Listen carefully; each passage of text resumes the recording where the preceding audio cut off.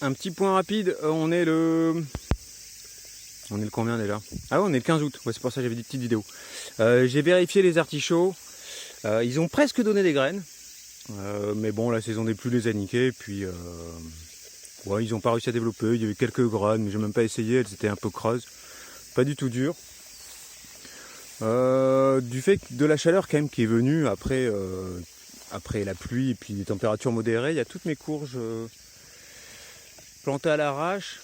Donc là, ça va être probablement une hybridation. Alors bonne ou pas bonne, on verra.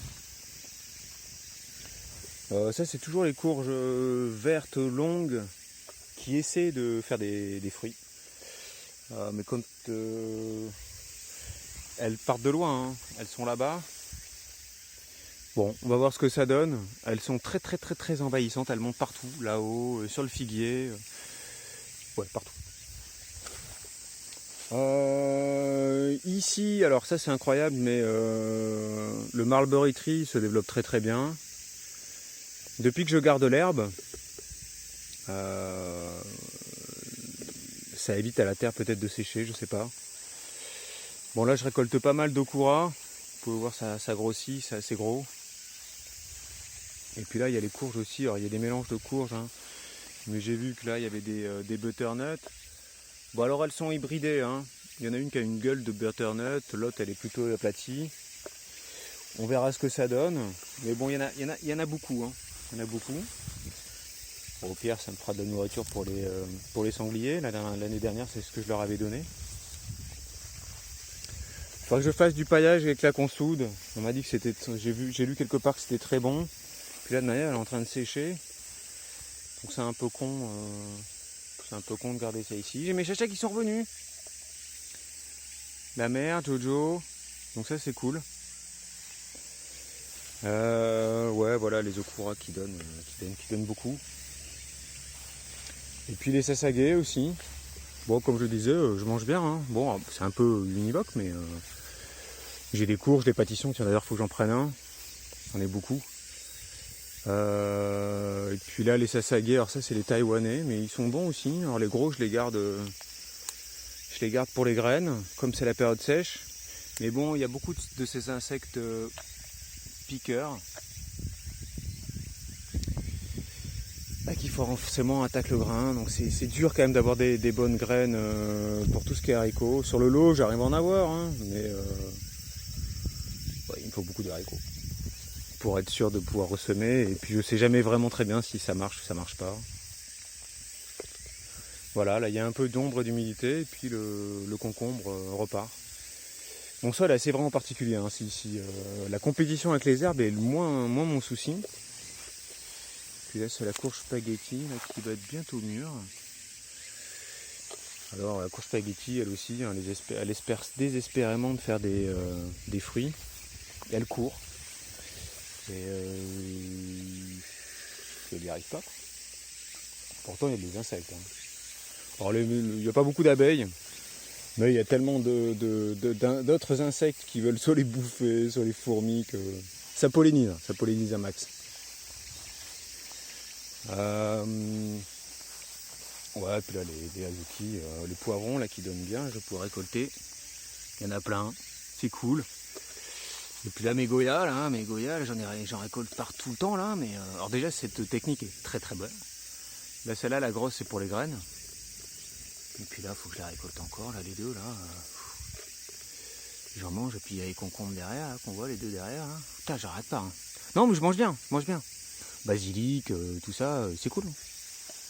Les bêtes quand elles sont à long, et puis ça c'est le haricot taïwanais. Haricot en grain, on va voir ce que ça donne. Alors là tout d'un coup il s'est mis à pousser comme un taré. Bah plus de 33, 34 degrés. Hein. Ah oui c'est ça ici. Hein. Avec 60% d'humidité. C'est-à-dire qu'à 14h quand il fait le plus chaud, il y a quand même 45% d'humidité. Puis là à 18h, je fais gaffe à pas marcher sur les serpents. Donc je désherbe pas trop.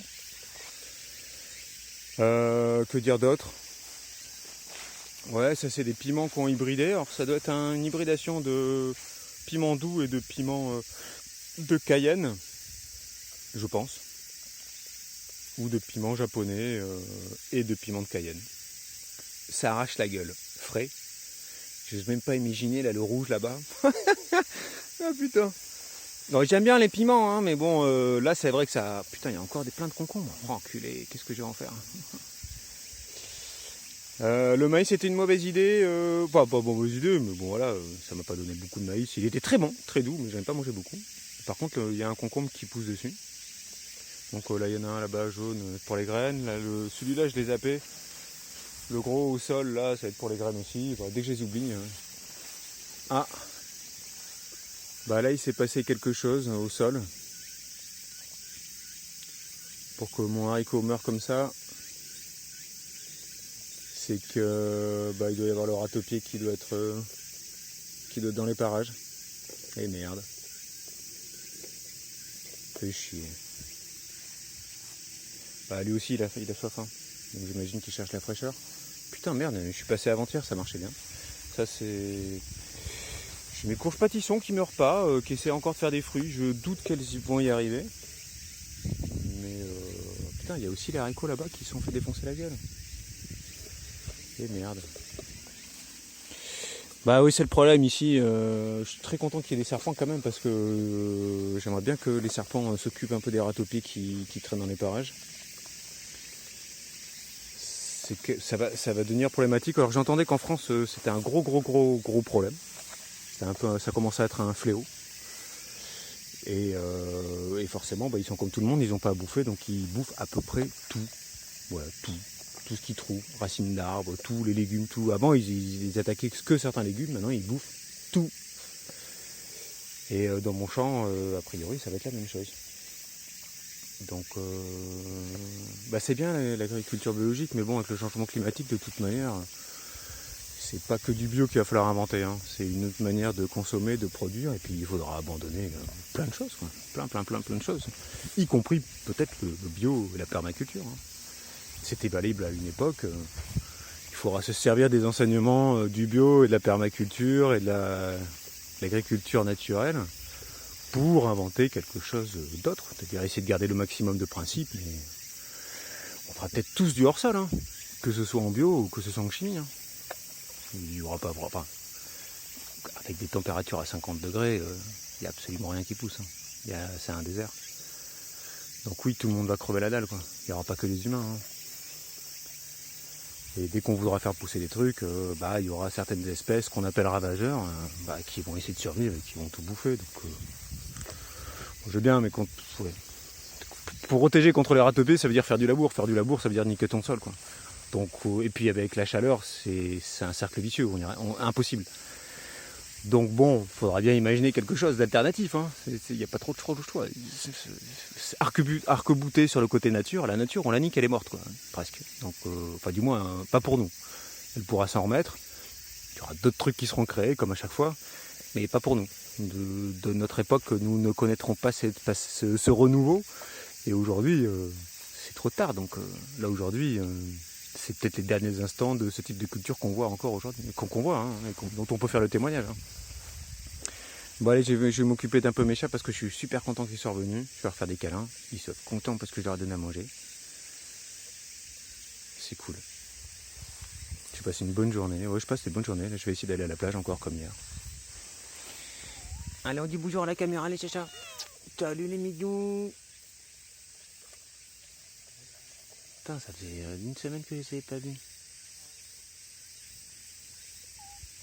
Il y a Jojo, le petit, qui était venu tout seul 2 fois, mais sa mère était pas là, elle est peut-être en train de chasser.